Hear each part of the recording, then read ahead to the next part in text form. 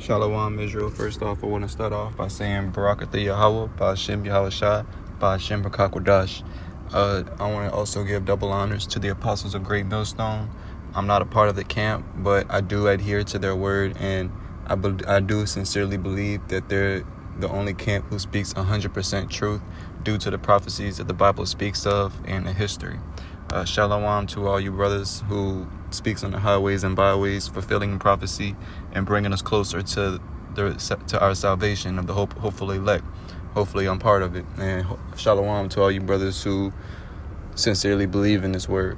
I just want to show this quick video that I came across last night and or this morning, and I got some precepts in mind that I want to see if I can bring out, Lord willing. But you know, Esau's been doing a number over our people, you know what I'm saying, over all the nations, and it's a whole conspiracy that they really have. Like, it's one thing by just pushing something that we do to ourselves, but they do it to us and then bargain off of it and then come back to our power, blaming us for what they're doing to us, so they can continue ruling over us. But it's only a matter of time until it's all over. Salakia. But yeah, I just want to quickly play a couple parts of this video. I'm gonna skip along through it because there's some parts that I really want y'all to hear, and I'm gonna bring out some precepts. All right, let me hurry up.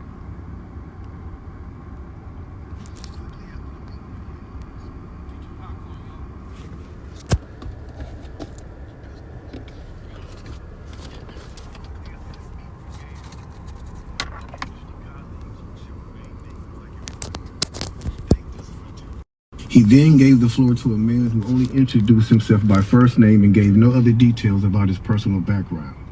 I think he was the owner of the residence, but that was never confirmed. He briefly praised all of us for the success we had achieved in our industries and congratulated us for being selected as part of this small group of decision makers. All right, so real quick, to give y'all a little background on what's going on, what he's talking about. As you can see on the title, that there's a secret change for rap music that they had back in the late 80s, early 90s. There was a group of artists, that Busy Bone, you know, Crazy Bone, and a couple other people. He doesn't specify names, but it's him and a few other people. They're in a meeting with higher up executives, and they're basically saying, we want you to come out with this gangster rap music so we can infiltrate the young children's minds, so they can grow up and become prisoners into these jail cells that the government's going to pay us for, so we can continue having them. So the more people that you lose into your music, the more money we make. That's basically what he's saying. The evilness of Esau, you know what I'm saying? At this point, I began to feel slightly uncomfortable and the strangeness of this gathering. The subject quickly changed as the speaker went on to tell us that the respective companies we represented had invested in a very profitable industry, which could become even more rewarding with our active involvement. He explained that the companies we worked for had invested millions into the building of privately owned prisons, and that our positions of influence in the music industry would actually impact the profitability of these investments. Then he says, I remember many of us in the group immediately looking at each other in awe and confusion. At the same time, I didn't know what a private prison was, but I wasn't the only one. Sure enough, someone asked what these prisons were and what any of this had to do with music. We were told that these prisons were built by privately owned companies who received funding from the government based on the number of inmates. The more inmates, the more the government would pay these prisons. It was also made clear to us that since these prisons are privately owned, as they become publicly traded, we'd be able to buy shares. Most of us were taken back by this. Again, a couple of people asked what this had to do with us. At this point, my industry colleague who had first opened the meeting took the floor again and answered our questions. He told us that since our employees had become silent investors in this prison business, it was now in their interest to make sure that these prisons remain filled. Our job would be to help make this happen by making music which promote criminal behavior, rap being the music of choice. He assured us that this would be a great situation for us because rap music was becoming an increasingly profitable market for our companies, and as employees, we'd also be able to buy stocks in these prisons. Immediately, silence came over the room. You could have heard a pin drop. I remember looking around to make sure I wasn't dreaming and saw half of the people with dropped jaws. My daze was interrupted when someone shouted, "Is this a fucking joke?" At this point, things became chaotic. Right. Two of the men who were part of the unfamiliar group grabbed the man who shouted and attempted to remove him from the house. A few of us, myself included, tried to intervene. One of them pulled out a gun, and we all backed off. They separated us from the crowd, and all four of us was escorted outside. My industry colleague who opened up the meeting earlier hurried out to meet us and reminded us that we had signed an agreement and would suffer the consequences of speaking out about this publicly, or even those who attended the meeting. Damn. I asked him why was he involved with something so corrupt, and he replied, "It's bigger than the music business and nothing we can do.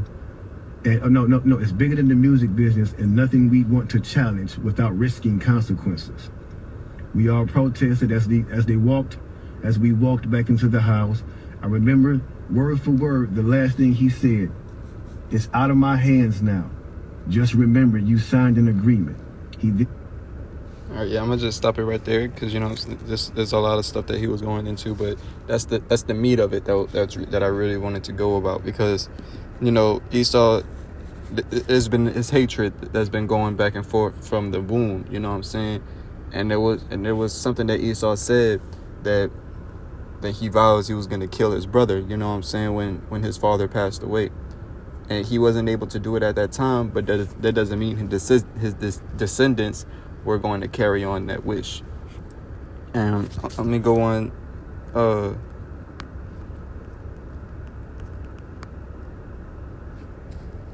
Let me see something. Let me get that scripture.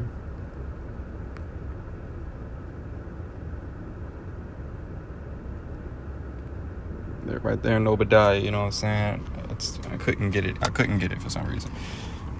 Obadiah 1:8. "Shall I not in that day, said the Lord, even destroy the wise men out of Edom, and the understanding out of the mount of Esau? And thy mighty men, O Teman, shall be dismayed, and to the end that every one of the mount of Esau may be cut off by slaughter. For thy violence against thy brother Jacob, shame shall cover thee, and thou shalt be cut off forever." You know what I'm saying?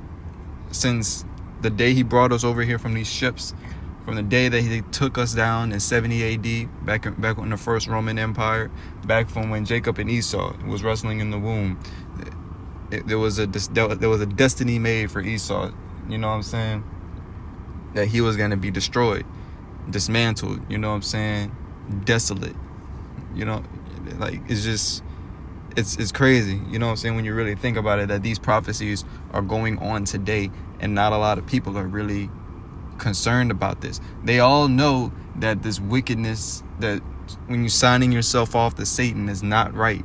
We all know that, just in our spirit, we all know that.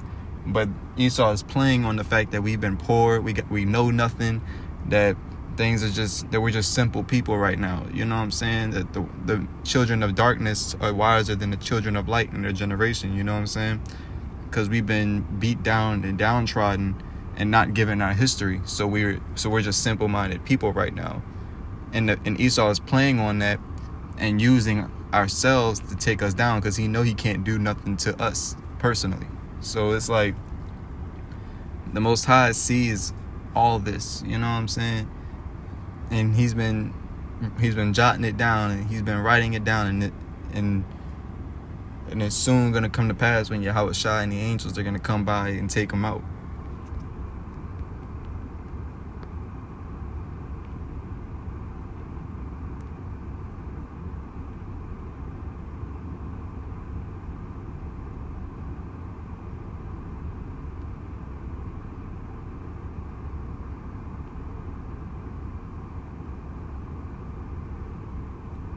because we have a lot of whistleblowers nowadays. I can show you a few more videos of some other brothers or sisters who really come out and tell you about these things that happen in the music industry. You know what I'm saying? Just the music industry alone is so wicked, and it brings a lot of wickedness out of our people, because we're just so in tune with harmony and music and just things that just adds a little bit of flavor and stuff like that, you know?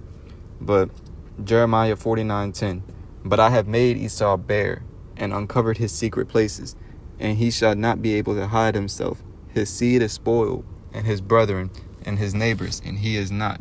Leave thy fatherless children, I will preserve them alive, and let thy widows trust in me. For thus says Yahweh, behold, they whose judgment was not to drink of the cup have surely drunken. And art thou he that shall altogether go unpunished? Thou shalt not go unpunished, but thou shalt surely drink of it. For I have sworn by myself, said the Lord, that the Lord put his name on this thing, on these prophecies. So if they weren't not to come to pass, that will call the Most High a liar, and all these people who don't believe in God will have a righteous reasoning. But as you can see, day by day, America is falling. There's this new COVID variant going around. So that's just another plague that has been sent into here, that the Most High spoke into existence, that these angels are currently bringing down this place little by little, and every stone will not be unturned. So from the least to the greatest thing that America has done, that Babylon has done, is going to be shown, and is going to be wiped away alongside with them. But for I have sworn by myself, says Yahweh, by Hashem Yahushai, that Basra shall become a desolation, a reproach, a waste, a curse, and all the cities thereof shall be a perpetual waste. For I have heard a rumor from the Lord, an ambassador is sent unto the heathen, saying, gather ye together, and come against her, and rise up for battle. You know what I'm saying? All these nations are going to come against this whore, you know what I'm saying? From the allies to the enemies to the just standbys, you know what I'm saying? Everybody is going to come against this whore, because it's going to be revealed that she has done immoral acts. Like, hold on, I want to see if I can quickly find that video. There was a video of there was these two newscasts, and they were talking about certain things that was going around the world, and how America has these immoral acts that they was doing, and that they should be the last to talk about something. I